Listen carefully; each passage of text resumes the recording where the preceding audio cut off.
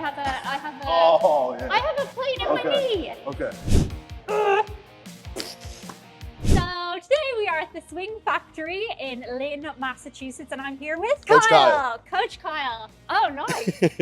It's formal. That's exciting. So who are you? What's it all about? What am I going to learn today? So we are in a baseball facility. What we do is we do fundamentals and developments from kids ages 7 all the way up to high school. What we're going to do today with her is we're going to take her to a little hitting lesson. We'll start off with progressions, which is tee work. Hopefully, if she's good enough, we'll move on to soft toss. We got to obviously see how she is first. Obviously, you said you've never played baseball. I've never. I played rounders in school. So like rounders is like, you just have like the bases or like jumpers and jackets. Cricket's pretty similar. I did cricket, but I'm not very coordinated. I was on all the sports teams, but I was like, you wouldn't know it, but I like bashed people as opposed to like precision, you know what I mean? Yeah. But I've had an injury since then. Not bashing the people today, correct?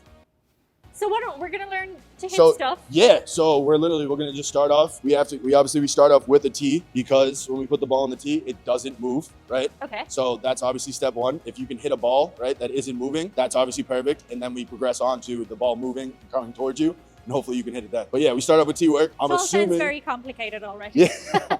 So this is a ball. And this is a tee. Okay. And this is a bat. Now softball. Softball is a different game. Yes. 1 second. So this is a softball. Oh, it's much bigger. This is a baseball. Same concept, just a little bit of a bigger ball and a longer bat. Okay, so it's easier. Easier, but it's a different concept because they throw the ball underhand. Oh, okay. So baseball, when you pitch, you throw it overhand. Okay. They throw it underhand, so it's kind of different because of the eye levels change. But it's, what up, Doug? So you're gonna line your feet up with me on that white line. Line your feet up with mine. Grip, back grip. 4 fingers up, right? These knuckles have to be aligned. So, yep. I got the shaky hand syndrome. All right, now 1 step back. Okay, so from here, we're gonna think of an imaginary string from this to here. All right, so when we get into our stance this way, the only way our back can move, forward and backward, forward and backward. Am I moving my knees or no? If you were gonna tackle somebody in rugby, yeah, you wouldn't tackle somebody standing straight up, right? No. You tackle somebody with a firm athletic stance. Yeah. Same thing in your swing, right? So you want to be connected to the ground. Okay. You can get up, kind of, a little bouncy in your chair, kind of like you're sitting. Yeah. It is very similar to that, and then it's just forward. So from this point on, now we step, swing. Now we got to do it all together. And then when we finish over our front shoulder. Oh, so, I'm gonna hit myself in the head. So how about this? We'll start off. I just want you to pick your foot up, put it back down. Pick it up, put it back down. Yep. Swing. Is this why it's called the Swing Factory? Correct. A lot of people think that you aim for the middle of the ball, but what ends up happening is you end up hitting the bottom half of the ball. So we aim for the top to eventually hit the middle. Do you know what I'm curious to see in this? When I did shooting guns times. Okay. Yeah, everything goes that way. That way? Yeah. All right, so we'll work on that. Yeah. I don't know if it's going to happen in baseball too. We'll see. So we're doing a Yeah, now we're going to swing through. Does it help if you go poo? So, no, right? Don't make a noise. Okay. So once we get here and swing, right, and I'm here, everything should be aligned. So, boom, boom. Yep. And what noise do you make when you do it? I like to breathe out after I swing like I'm blowing out birthday candles. So it's... Would you like me to make contact with the ball? I would prefer that, yes. Okay. That is part of baseball. Okay, we're going to go real gentle the first absolutely. One. Okay, that's a new one. Does that happen often? Yeah, for sure. Make sure they're lined up. Yep. Okay, am I too wide? Nope. Okay. A little bit of bend in your knees, like you're sitting in a chair a little bit. Yep, a little bounce action. Okay. And then now we're gonna swing as hard as we can. 4. That's wrong, right? No, that's golf. Now, when you swing, I want you to do the exact same thing. We have to finish through. Okay. Yep. I like it. We're getting somewhere. That's the noise I make. The best of the best, right? Still fail 7 out of 10 times. So this truly is a game of failure. You are going to fail more than you succeed, and you can still become a successful baseball player in the meantime. That's like a metaphor for life. Yep.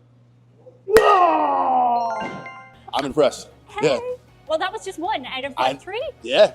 So technically, as of right now, you're hitting 333. Yeah, you're an elite baseball player currently. Yeah. 1 for 3. Do baseball people generally make a noise when they hit it? Yes. Am I being too much grunt? No. Okay, ready? Focus on the ball. Ball. Swing. Yes. This is what it should look like.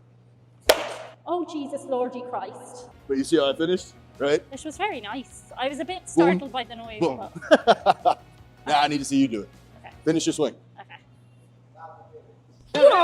You get 3 strikes though, so you only got 1 right now. I mean, a do-over. Okay. Now you get 2 more swings. Okay. Ball. Bat.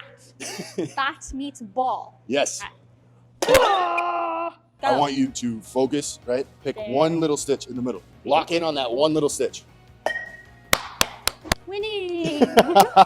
We have this beauty, right? This is Babe Ruth's replica bat. A baseball legend, Baby Ruth. So this right here, right, is what nobody in today's MLB will use. This bat is 40 inches long and weighs 50 ounces. But this is what he used to use back in his day. So it's a replica of it. It is enormous compared to the size of a regular bat. How come that one's wooden and that one's metal? So that's another thing, is you use metal all the way up until high school baseball and even in college. Once you go into the professionals, everybody switches over to wood.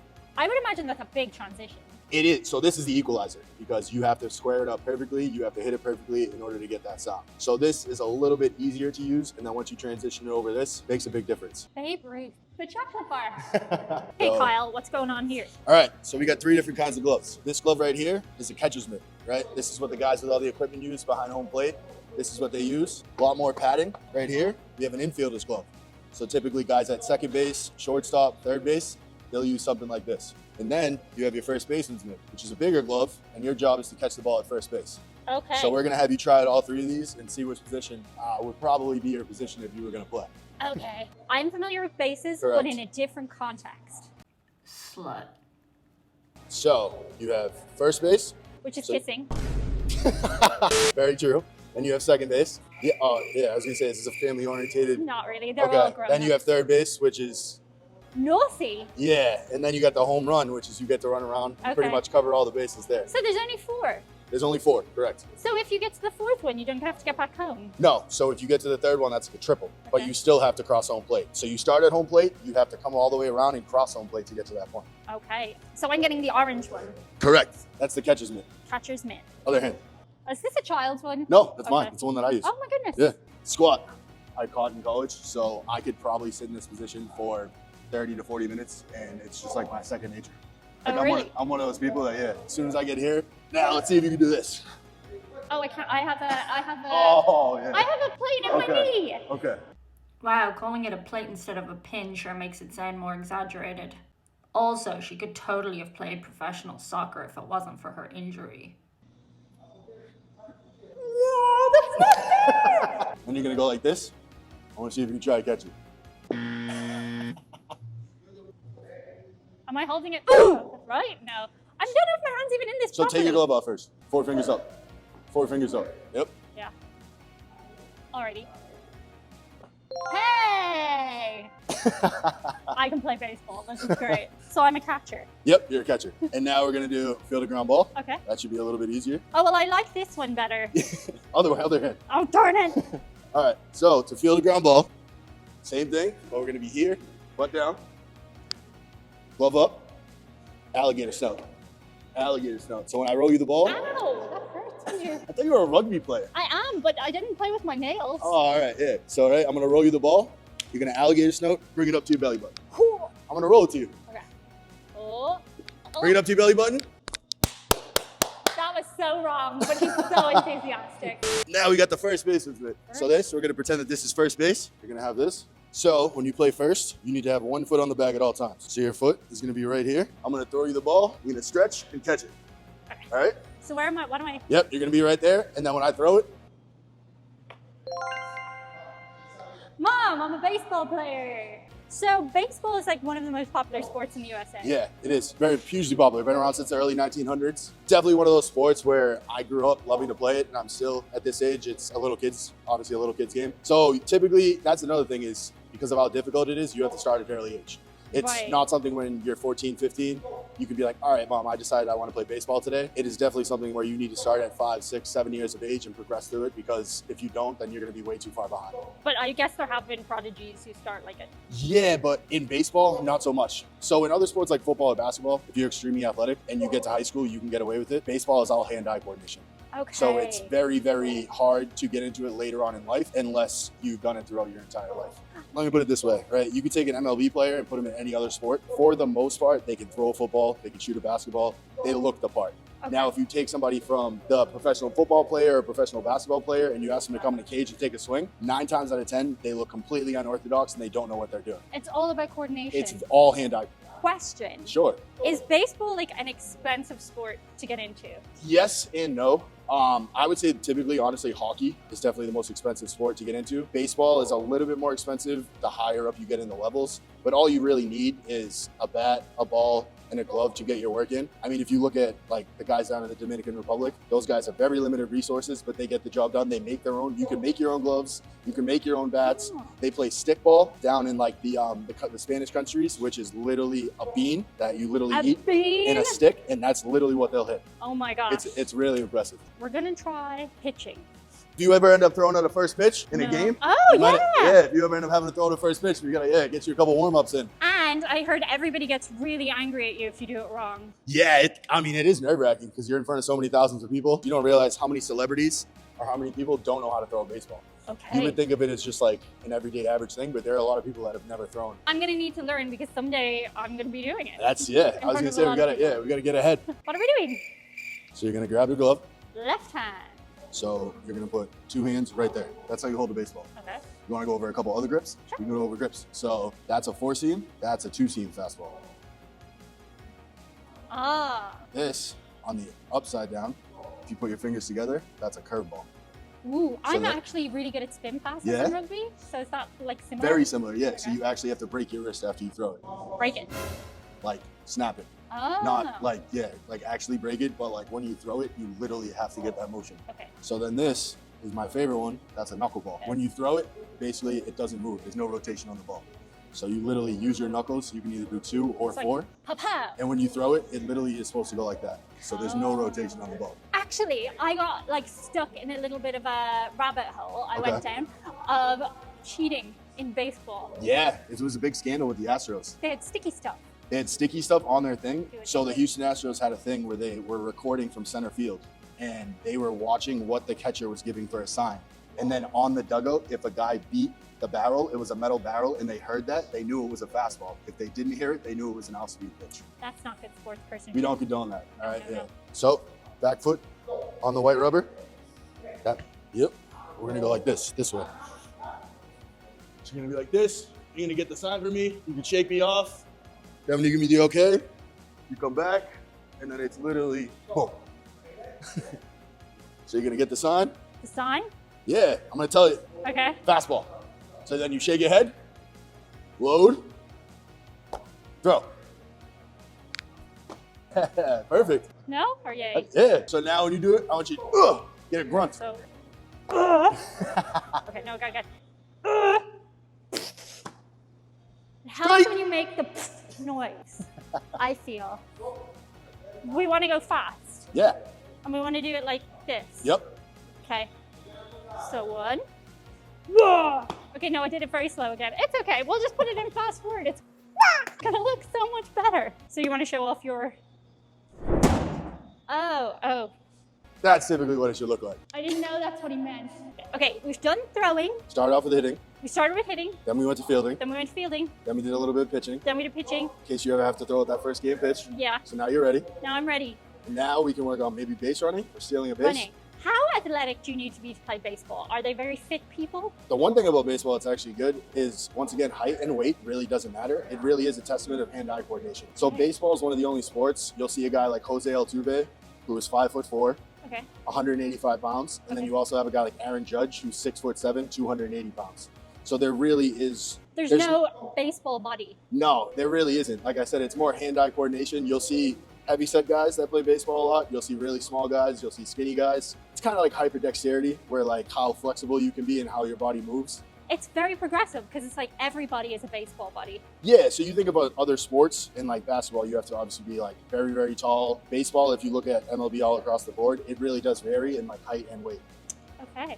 In terms of though, like endurance, do you guys have to like do a lot of jogging practice and Pitchers. stuff? So pitchers, that's one thing, is if you're a pitcher, a lot of those guys, they'll run a lot. They'll do things called poles, where you literally run from one pole to the other. Pitchers need to have more stamina.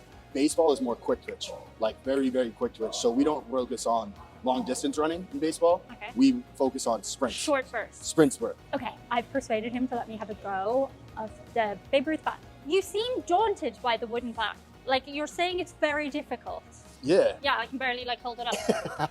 Okay. Well, like, I think I have one of these under my bed for, like, if a man comes in. Yeah, And... that's the main reason why a lot of people buy them. This is probably a bat a little bit more up to your speed.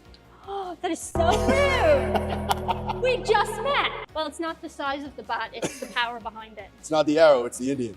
I will agree with that. Okay. Okay, so. Yep. Okay, we're gonna. Yep. We're gonna look at the ball. We're gonna. Yeah? It's good. Yeah. It's good. Hey. Well, that wasn't too hard. Yeah, no. She's a natural. I think you did miss your calling. Dumbass. Sorry, there's a child here. Okay, so I'm quite eager to try out the ball machine where the balls fly at you. But Coach Casey seems to think it's not a good idea. Coach Kyle. Coach Kyle? Coach Kyle, I'm actually like 80% Irish if you can't tell. Are you? I am. Yeah. I could tell. My middle name's Dennehy, Ah. which is very, very Irish. Okay, you do look quite Irish, I will say. But Coach Kyle thinks it's not a great idea to have the balls flying at me. Let's see. She's dead set on this, so yeah. I just want to see how strong it is. Oh, maybe not. Yeah, I was gonna say, you want to stand in there? Tell me more about the facility then. Okay, so Swing Factory was founded in 2020 by Elvis and Christina Rodriguez. Elvis actually started off making content kind of like this. When he opened up the facility, he only did it himself. He started making content. He actually went viral on a baseball Facebook post. And from there, he got an interview with the Dominican Summer League. And he actually just recently this past summer got signed, and now he's the high A, single A hitting coach for the St. Louis Cardinals, which is minor league baseball. Ooh. And then my other boss, Christina, actually served. She's the one that runs the ship. She keeps everything clean. She actually had served in the military for 11 years. So shout out to Veterans Day. I know Veterans Day was recently. And she has also been a cop for the last 6. Oh, cool. So she's like the one that runs all the facilities and all the operations around here. And then Elvis works with the St. Louis Cardinals in high single A. So they're both a pleasure to work for. Very cool. What would you say was your best moment in baseball? I think Little League. I peaked in Little League. I was one of those kids. Okay. Where Little League is when you're 10, 11, 12 years old. I think the memories I had from that, like the fact that it was so fun and it wasn't really like a care in the world. And then when you get later on in life, it becomes more of like a business. Sure. But yeah, I think if I could go back to Little League, because that's when the game is really fun. But I actually have the all-time Little League home run record in my city. I had 73 home runs in Little League. So yeah, close the yearbook. It was a long time ago. But that's super cool. What would you say has been your most rewarding moment in baseball? Honestly, I think it was when I started to work here. So I knew for a long time that I wanted to get involved in baseball after I finished in college, and I just didn't know how. And I started here in March, and for like the last 6 or 7 months, seeing a kid come in that has never played baseball before or is 5 or 6 years old, and watching him at the end of our practice, the look on his face and how excited he is to come back down here, that to me is the most rewarding thing. Yeah. So if I can get any kid to come down here and get 1% better every time we come in here and work and see that look on his face, the confidence boost, that to me is the most rewarding job. I would agree, like coaching kids sports, the reward is not just in like how good they get at the sport. You feel so good when their confidence grows as a person. Baseball is such a tough sport, and it is such a sport where it does prepare you for life, because there are going to be a lot of ups and downs. To play this sport, you have to be even keeled. But like I said, as bad as the bad gets, when you do something and you are successful, that look on their faces is priceless. Well, thank you so much for having us, Coach Kyle. It was a pleasure. And do come check out the facility if you're in the Lynn area. I Please, had a very please, fun please. time. Oh, and you only have to be a little bit good and you'll be very good. Coach Kyle wants to say a big shout out to his niece, Jocelyn, who is his favorite pickle around. She wants to start her own YouTube channel someday, so watch this space. Thank you so much, guys. That's it for today. See you on the other side. Bye. Have a good night.